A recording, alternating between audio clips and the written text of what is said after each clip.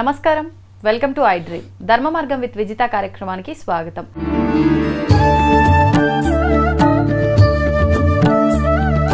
ప్రస్తుతం మనతో పాటు ఉన్నారు ప్రముఖ జ్యోతిష వాస్తు పండితులు బ్రహ్మశ్రీ అన్నవరపు తిరుపతి మూర్తి అవధాని గారు. ఇప్పుడు గురుగారితో మాట్లాడదాం. నమస్కారం గురుగారు. ఓం శ్రీ మహాగణాధిపతయే నమః. గురుగారు, మనందరం కూడా ఏ పూజ చేసినా ఇంట్లో వ్రతాలు లాంటివి, నోములు లాంటివి, లేదంటే ఆలయానికి వెళ్ళినా, ముడుపులు కట్టాలన్నా, ఏం చేయాలన్నా కూడా కొబ్బరికాయ ప్రధానంగా ఉండాల్సిందే. అది లేనిది పూజ పూర్తే అవ్వదు అని చెప్పి భావిస్తూ ఉంటాం. అయితే ప్రత్యేకించి ఆ కొబ్బరికాయ కొట్టిన తర్వాత కూడా అది పగిలే విధానం దగ్గర నుంచి ప్రతి ఒక్కటి శకునంగా భావిస్తాం. అది మంచిగా పగిలింది అని అంటే కోరిక నెరవేరుతోంది, నా సంకల్పం నిజంగా నేను న్యాయమైన కోరిక కోరుకున్నాను అందుకే ఇలా జరిగింది అని చెప్పి, అది కుళ్ళిపోయింది అంటే ఏదో అనర్థం జరగబోతుంది అని చెప్పి, ఇంకొకటి పిల్లలు ఎవరైనా గర్భవతిగా ఉన్నా కూడా, లేదంటే అవ్వాల్సిన వాళ్ళు ఉన్నా అది పగిలే విధానాన్ని చూసి అవ్వబోతున్నారు ఇలా కూడా డిసైడ్ చేస్తారు. ఊళ్ళల్లో చాలా వరకు వింటుంటాం. నిజంగా ఏంటి ఈ కొబ్బరికాయకి, ఈ మన భగవంతుడికి, ఈ పూజలకి, ఈ శకునాలకి అసలు సంబంధం ఏంటి? దాని గురించి ఏం చెప్తారు మీరు? ఫలినీర్యా అఫల అపుష్ప యాశ్చ పుష్పినీః బృహస్పతి ప్రసూతాస్తానో ముంచంత్వగుంహసః. నారికేళము అంటారు దాన్ని. అది దేనికి లేని ఒక గొప్ప పేరు, పూర్ణ ఫలం. అంటే మన దగ్గర ఎవరికైనా ఇవ్వడానికి ఏదైనా లేదు కొబ్బరికాయ మినహాయించి అంటే దానికి మించింది ఇంకేటి లేదు.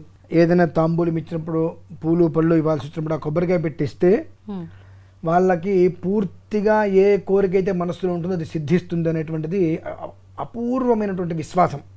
దాన్ని పూర్ణ ఫలము అని అంటారు. అయితే అసలు దాని ముందు అసలు కొబ్బరికాయ అంటే దేనికి ఉపయోగపడుతుంది అనేటువంటి విషయాన్ని కూడా మనం పూర్తిగా తెలుసుకోవాలి. ఇంట్లో ఏ పూజ చేసినా, నిత్య దీపారాధన కాకుండా ఏ పూజ చేసినా కొబ్బరికాయ లేదు అంటే ఆ పూజ పనికిరాదు, నిష్ప్రయోజనం, నిష్ఫలితం. నిత్య పూజ కూడా, నిత్య పూజ కాకుండా నైమిత్తికంగా గణపతి పూజ చేస్తున్నాం, ఇంకోటి ఏదో చేస్తున్నాం. ఏది చేసినా నిత్య పూజ కాకుండా ఏది చేసినా, ప్రతి షాపుల్లో శుక్రవారం పూజలు ఉంటాయి. అటువంటి చోటు కూడా కొబ్బరికాయ కొట్టలేదు అంటే నిష్ప్రయోజనం, నిష్ఫలితం అంతది.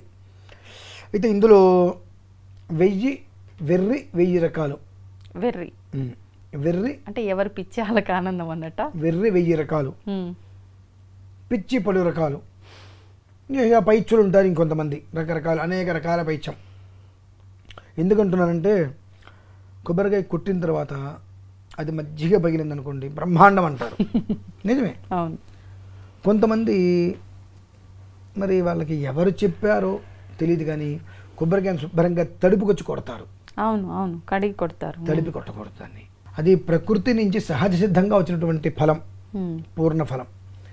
దాన్ని ఆ పీచ ఉండి తీసేసి శుభ్రంగా మనం కొట్టుకోవటమే. దాన్ని తడిపేసి కొంతమంది కొడతారు, కొంతమంది తడిపి బొట్టు పెట్టి కొడతారు, కొంతమంది తడిపి కొట్టిన తర్వాత బొట్లు పెడతారు. అనిపిస్తుంటుంది ఎక్కడ ఆచారాలు ఇవన్నీ కూడా కర్మ ప్రారంధము. ఏందాక నాకు 1000 రకాలని చెప్పి అందులో అదొక రకం అనుకుని వదిలేస్తాం. ఇవన్నీ కూడా చేయరాని పనులు ప్రధానంగా. ఇంకొంతమంది కొబ్బరికాయ కొట్టంగానే పువ్వు వస్తే నాకు అద్భుతం అంటారు. కొబ్బరికాయ కొట్టినప్పుడు అది కుళ్ళిపోతే నాకేదో అనర్థం అని చెప్పి బాధపడుతూ ఉంటారు. ఒక్క విషయంలో మినహాయిస్తే కొబ్బరికాయ వలన ఎప్పుడు అనర్థం ఉండదండి. ఏంటి ఆ ఒక్క విషయం చెప్తా. ఇప్పుడు కొబ్బరికాయ కొట్టినప్పుడు కుళ్ళిపోయింది, ఏదో మనకు రాబోయేటువంటి అశుభం, ఏదో దోషం, ప్రారంధం దాంతో పోయింది మనకు. అది మంచిదే కదా దాంతో పోతే. కానీ మనల్ని అట్లా అనుకోరు కదా. కుళ్ళిపోయిందంటే ఏదో వస్తుంది, జరగబోతుంది అనుకుంటారు. జరగబోతుంది, దోషం మొత్తం పోబోతుంది, అది ఆలోచించరు. ఏదో నెగిటివ్ జరగబోతుంది అనేటువంటిది మెదడులో పెట్టేసుకుంటారు. కొబ్బరికాయ కొట్టినప్పుడు కుళ్ళిపోయిందా, ఎంత అదృష్ట జాతకుడు. నీ గ్రహాలని అనుకూలించి భగవంతుడు ఏ రూపంలో నీకు అనుగ్రహాన్ని ఇవ్వబోతున్నాడు కాబట్టి నీ కుళ్ళు, కుతంత్రాలు, దోషాలని కూడా పోయినాయి. అట్లా అంటే అది మంచిదిగానే చాలా మంచిదమ్మా. కానీ మరి భావించడం కాదు, మంచిది. కానీ కొంతమంది పురోహితులు కూడా అలా కుళ్ళిపోయింది అంటే ఇంకొకటి తీసుకొచ్చి కొట్టండి అమ్మా అని అంటారు కదా. అవును, కుళ్ళిపోయింది నీకు ప్రసాదం కావాలనుకున్నావు కదా, ఒకటి కొట్టావు, నీకు దోషం పోయింది, ఇంకోటి తీసుకొచ్చి స్వామివారికి నివేదన. అది ప్రసాదం కోసం, భగవంతుడి నివేదన చేయడం కోసం. నువ్వు ఎప్పుడైతే కొబ్బరికాయ కొట్టావో ఆ ప్రసాదం నీకు వచ్చే విధానాన్ని అనుసరించే ఉంటుంది. నీ లోపల బాగా బాధలు ఏవో ఉన్నాయి, మంచి కొబ్బరికాయ తీసుకొచ్చావు, కొట్టావు, ఇంత ముక్కైనా సరే నీకు ఆ వాసన తెలిసిపోతుంది అంటే నీకు ఆ దోషం భగవంతుడు తీసేశాడు, దాన్ని పక్కన పడేసి. ఇంకో కాయ తీసుకొచ్చుకొని కొట్టుకో, ఆయనకి నివేదన పెట్టు, ఆ ప్రసాదం తీసుకో, యోగం. ఓకే. కొంతమందికి కూడా ఇది కొబ్బరికాయ కొడితే కుళ్ళిపోతే దానివల్ల ఏవో ఇబ్బందులు వస్తాయని అనుకుంటుంటారు. పచ్చి అబద్ధమైన మాట, అపోహ కేవలం అది. ఓకే. 2, కొట్టినప్పుడు పువ్వు వచ్చింది, మహాద్భుతం, కుటుంబంలో ఏదో వృద్ధి కలుగుతుంది. కానీ ఒకే ఒక్క విషయంలో కొబ్బరికాయ కొడితే దోషం. ఎలా అండి? అది పువ్వు వస్తుందని తెలిసి కొట్టడం.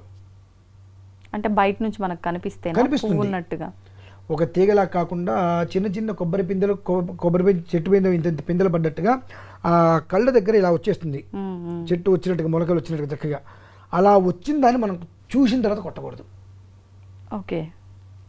కొట్టడం వల్ల ఏమవుతుందంటే వంశవృద్ధి కష్టం,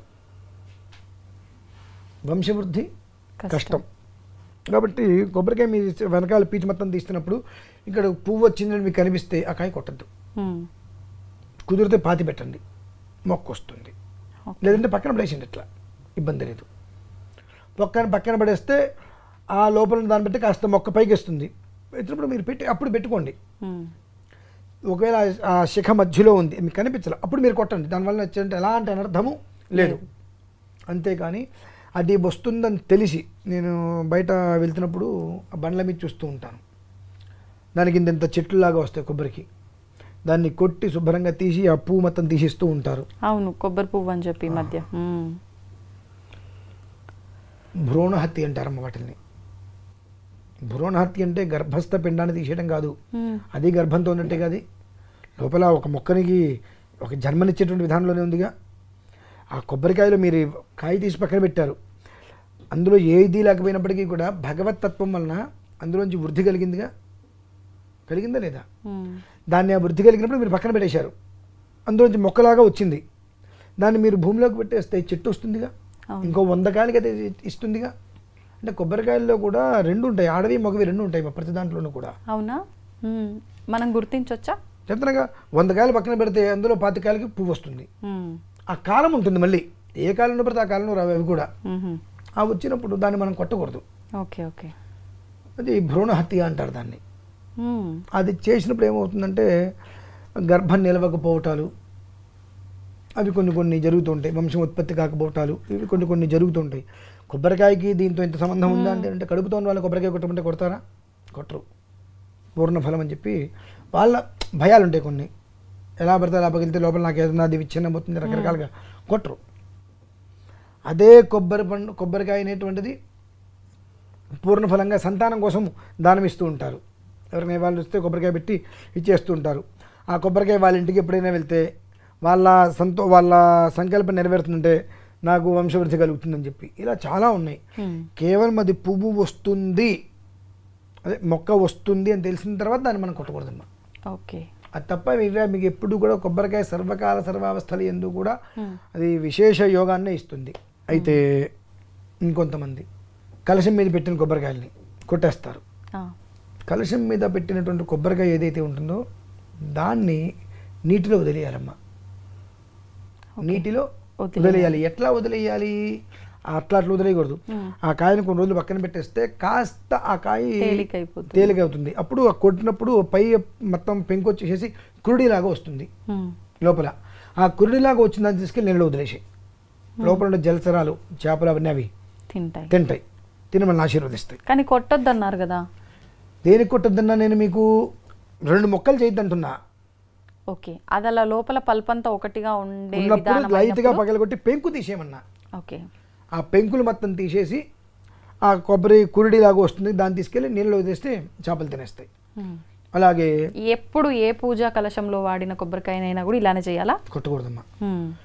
కొన్ని పెట్టినప్పుడు కొబ్బరికాయలాగా మనం బొండం పెట్టినప్పుడు ఆ బొండాన్ని ఏం చేయాలి? ఇంటి ముందు మనం చక్కగా కట్టేసుకోవచ్చు. కట్టుకున్నప్పుడు మనకి ఎంత దిష్టి ఉంది, అది ఏ స్థాయిలో ఉంది అనేటువంటి విషయం కొబ్బరికాయ చెప్పేస్తుంది మనకు. ఎలా తెలుస్తుంది? మామూలుగా కొబ్బరికాయ అనేటువంటిది మనం 2 బొండాలు తీసుకురండి, 2 దేవుడి దగ్గర పెట్టండి, అర్థం చేయించండి. ఒకటి గూట్లో పెట్టండి ఇంట్లో, ఇంకోటి ఇంటి ముందు కట్టండి. గూట్లో పెట్టిన చెట్టుకి ఎండిపోతుంది నార్మల్గా. ఆ ఇంటి ముందు కట్టింది ఆ దోషానికి కుచించుకుపోతుంది, ముడుచుకుపోయినట్టుగా. ఓకే. ఎక్కడికక్కడికి అది ఎంతకాయ కూడా మామూలుగా ఇంతకాయ ఎండిపోతే ఇంత అవుతుంది. కానీ ఇదేమవుతుందంటే ఇలా తగ్గిపోతుంది, ఇట్లా కుచించుకుపోయినట్టుగా అంటే అవుతుంది. గుమ్మడికాయ అయినట్టుగానే అవుతుంది. గుమ్మడికాయ కన్నా దారుణంగా అవుతుంది, ఆహా. కుచించుకుపోయినట్టుగా అవుతుంది. ఇలా ఊపితే కిసకిస సౌండ్ వచ్చేస్తుంది. అంటే ఏంటంటే లోపల మొత్తం కూడా నీళ్ళు కనుక కొబ్బరికాయని ఎండిపోయి పొడిలాగా అయిపోతుంది. అప్పుడు దాన్ని తీసి పొయ్యిలో వేసేయాలి. ఇప్పుడు దాన్ని పొయ్యిలు నీటిలో లేవు వేయకూడదు. కదండి, పొయ్యిలు ఎక్కడున్నాయి ఇప్పుడు మనకు సిటీ? తగలబెట్టండి,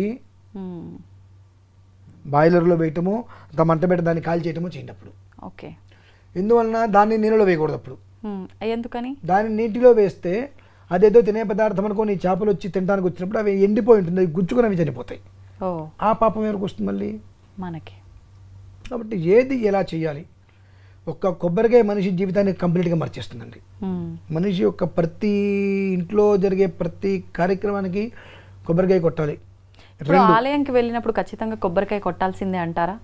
కొట్టాల్సిందేనంటే ఇవాళ ఉన్న పరిస్థితి ఎలా ఉందంటే చాలామంది మొక్కులు పెట్టేసుకుంటారు. నేను 100 కొబ్బరికాయలు కొడతా, 1000 కొబ్బరికాయలు కొడతా అని చెప్పి. ఆ కొబ్బరికాయ తీసుకుని వాళ్ళ తల మీద కొడితే ఎలా ఉంటుంది అనిపిస్తుంది నాకు. అదేంటండి ఎట్లా మాట్లాడచ్చా మీరు అంటే, ఎవరు చెప్పాడు నీకు 100 కొబ్బరికాయలు నేను కొడతాను మొక్కుకోమని? పిచ్చి, పైత్యం, వెర్రి, 1000 రకాలన్నట్టుగా ఇది ఒకటి. ఎందువల్లంటే ఒక కొబ్బరికాయ మీరు వాళ్ళు కొడితే సాయంత్రానికి అది ప్రసాదం అయిపోవాలి, అది తినేసేయాలి, మిగలగొద్దు. అస్తమానం అంటే ప్రసాదం తినగలిగితే నువ్వు కొబ్బరికాయ కొట్టు, ఏదో పండుని వేదన పెట్టు. నేను సత్యనారాయణ వ్రతం చేయించాల్సి వస్తే 3 కొబ్బరికాయలు కొట్టమని చెప్తా. మొదలు, మధ్యన, చివర 5 గంటలకు 5 కొబ్బరికాయలు కొడతానండి. మొదట్లో పంచామృతానికి కొట్టద్దని చెప్తా. నువ్వు తినగలవా? దాంతో ప్రసాదం చేయకూడదు. మళ్ళీ అంటే కొబ్బరిలో చేసుకుని తింటా అవన్నీ చేయకూడదు. నువ్వు తినగలవా? చెప్పండి ఒక మాట. తినలేవు కానీ ప్రసాదం ఇస్తావు, వచ్చిన వాళ్ళకి తీసుకెళ్ళి ప్రసాదం 10 మందికి ప్రసాదం ఇస్తావు. ఇచ్చిన వాళ్ళందరూ కొంపలో తీసుకెళ్ళి ఫ్రిడ్జ్లో పెట్టుకుంటారు కానీ తినలేరుగా. రాత్రి తెల్లారిందంటే అది దాంట్లో ఉన్నటువంటి ఏదైతే కనుక ఒక అనుగ్రహం ఉంటుందో ఉండదు. ఓకే. దాన్ని నువ్వు పచ్చల్లో కలుపుకుంటావు, ఇంకోటి చేస్తావు, రౌట్లో దంచుతావు. ఇవన్నీ కరెక్ట్ అయిన విషయం కాదు. ప్రసాదాన్ని అలా నువ్వు భోజనం చేయాలి. అస్తమానంలోపు చేయలేకపోతున్నావుగా, అదొక దోషం. కాబట్టి అన్ని కొబ్బరికాయలు కొట్టాల్సిన అవసరం లేదు. ఇప్పుడు ఎండబెట్టి చాలా మంది అదే చెప్తున్నా. ఇప్పుడు ఈ 100 కొబ్బరికాయలు 1000 కొబ్బరికాయలు కొడతానన్నప్పుడు కొట్టేసి వెళ్ళిపోతారు వీళ్ళు నమస్కారం పెట్టుకొని. ఈ కాంట్రాక్టర్లు ఉంటారు, ఈ కొబ్బరి చిప్పలు మొత్తం కొనుక్కొని ఇలా ఎండబెట్టేసుకొని దాని కొబ్బరి చిప్పలు తీసి ఎండిపోయిన తర్వాత దాన్ని గానుగులో పట్టించి కొబ్బరి నూనె తీసి అమ్ముతారు. తిలా పాపం తల పిడికెడు. నేను ఏదో నాకున్న కష్టాలు ఇవన్నీ తీరిపోతే నేను మొక్కుకున్నా, నా అదృష్టమో భగవంతుడి అనుగ్రహమో నా కష్టాలు తీరిపోయినాయి అంటే నా పాపం మొత్తం పోయింది, కొబ్బరికాయలు కొట్టేశా. ఈ పాపం అంతా ఎవరికి వచ్చిందండి? అందరికీ అంత కట్టా. ఇప్పుడు అలా కాకుండా మన ఇంట్లో మనం కొట్టిని అన్ని పక్కన పెట్టి చాలా మంది అలా పట్టించుకుని వాళ్ళ వరకే వాడతారు కదా. ఎవరి దరిద్రం వాళ్ళు అనుభవించినట్టు. నీకు నార్మల్గా కావాలంటే కొబ్బరికాయ కొట్టుకుని ఎండబెట్టుకొని తీసుకో. భగవంతుడికి నువ్వు కొట్టినప్పుడు అది ప్రసాదంగా అస్తమానంలోపు నువ్వు తినగలిగితే 100 కొట్టు కొబ్బరికాయలు. కొబ్బరిలో అంటే ఈ కొబ్బరి ఇట్లా కొడతారు కదా, అందులో పంచదార కలుపుకొని తిను, బెల్లం కలుపుకొని తిను, కానీ పొయ్యి మీద పెట్టడాలు అటువంటి నువ్వు చేయొద్దు. అస్తమానం దాటితే ఉపయోగం లేదు. నువ్వు పూజ చేసుకొని అలా తినగలవా? మరి ఎవడు నిన్ను 100 కొబ్బరికాయలు కొట్టమన్నాడు అంటే నీ కష్టం తీరడం కోసం నువ్వు 100 కొబ్బరికాయలు, 200 కొబ్బరికాయలు, 300 కొబ్బరికాయలు, 1000 కొబ్బరికాయలు మొక్కుబడి పెట్టేసుకొని ఆ మొక్కు తీర్చేసుకొని ఆ కొబ్బరికాయలు కొట్టి వదిలేస్తే వాడెవడో వచ్చి కాంట్రాక్ట్ తీసుకునేవాడు ఆ కొబ్బరి చిప్పల్ని ఎండబెట్టి దాని నుంచి నూనె తీసి సీసాలు అందరికి ఇస్తే తిలా పాపం తలా కొడుకు పిడికిరని చెప్పి అందరికీ అంట కట్టావా దరిద్రాన్ని? ఎంతవరకు ధర్మం? ఏది ఎంతవరకు ఎలా చేసుకోవాలి? నియమాలు ఉంటాయి. ఆ నియమాన్ని చరించి మనం చేస్తే దాని ప్రభావం కూడా మనం అంతే అనుభవిస్తాం. కొబ్బరికాయ అంటే మనిషి యొక్క జీవితాన్ని కొబ్బరికాయ మార్చేస్తుందంటే మరి ఎందుకు మార్చేదండి? ఇదే. ఇంకొంతమంది కొబ్బరికాయ కొట్టి దానికి బొట్టు పెట్టిన వేదన పెడతారు. అవును. నీ కంచంలో అన్నం పెట్టిన తర్వాత అన్నంలో అంత కుంకుమ వేసి నువ్వు తింటావా? ఎందుకని? ఎలా తింటామండి? మరి ఆయనకి ఎట్లా పెడుతున్నావు కుంకుమ వేసి నువ్వు? అంటే అది మంగళకరం కదా, భగవంతుడు అనేసరికి ఎప్పుడు నువ్వు తినేది మంగళకరం కదా, అన్నం మంగళకరం కదా, తినే అన్నం మంగళకరమైంది కదా. వాస్తవమే మీరు అన్నది, కానీ మన ఆలోచన అంతా భగవంతుడికి సంబంధించిన వస్తువులు అంటేనే మంగళకరం అనే ఆలోచన వస్తుంది కాబట్టి. బొట్టు పెట్టు నువ్వు, ఆ బొట్టు పెట్టిన దొరక మొక్క కోసి నీకు ప్రసాదంగా ఇస్తే తురుచుకొని తింటావుగా. ఏ మనం తినలేము. అదేంటమ్మా మరి మంగళప్రదం, మంగళకరం, భగవంతుడికి పెట్టాలి అంతవరకు ఆ మొక్కను కోసి ప్రసాదంగా చేతిలో పెడతాను. నాలాంటి వాడితే ఎంతే పెడతాడు? మహామూర్ఖం కదా మేము. నువ్వు చేసిన పని నీకే తెలియాలని చెప్పి అంతవరకే కట్ చేసి ఆ మొక్కను తీసి ప్రసాదంగా తినమ్మా అంటాం. ఇలా కొంగు తీసుకుని తుడుచుకునేది తింటారు. అదేంటి మరి? ఇప్పుడు ఆ కొట్టిన కొబ్బరికాయ కూడా దేవుడి పటాల సైడు ఫేస్ ఉండే అది వైట్ కలర్ ఉండే సైడ్ పెట్టాలా, మన సైడ్ పెట్టాలా కూడా అది చాలా కన్ఫ్యూజన్. మన నివేదన ఎవరికి పెడుతున్నాం? భగవంతుడికి. మరి అది ఎటువైపు ఉండాలి? ఆయన వైపే ఉండాలి. మన వైపు ఎందుకు ఉండటం? మనకు కాదు కదండి నివేదన, భగవంతుడికి నివేదన పెట్టి మనం ప్రసాదం తీసుకుంటున్నాం. అంటే ఆ కొబ్బరానికి నివేదన పెట్టినప్పుడు భగవంతుడా నా ముఖం మొత్తం చూసావు కదా, నిర్మలంగా ఉన్నా, ఇక్కడ రకరకాల ఆలోచనలు ఉన్నాయి, ఈ రకరకాల ఆలోచన వల్ల నా మనసులో ఉండేటువంటి నిర్మలం పోతుంది కనుక నాలో నిర్మలాన్ని నువ్వు వృద్ధి చేయించు, రకరకాలుగా ఉండేటువంటి ఆలోచనల్ని నువ్వు తీసి పక్కన పడేసి, నా వెనకాల ఉంది అంత గట్టిగా ఉంది ఆలోచన, అనాలోచనలన్నీ ఉన్నాయి కానీ నా మనస్సులో మాత్రం ఎలాంటి ఒక భేదము లేదు. వాళ్ళు చెప్పారనో వీళ్ళు చెప్పారనో లేదంటే అదనో ఇదనో రకరకాల ఆలోచనలు వస్తున్నాయి.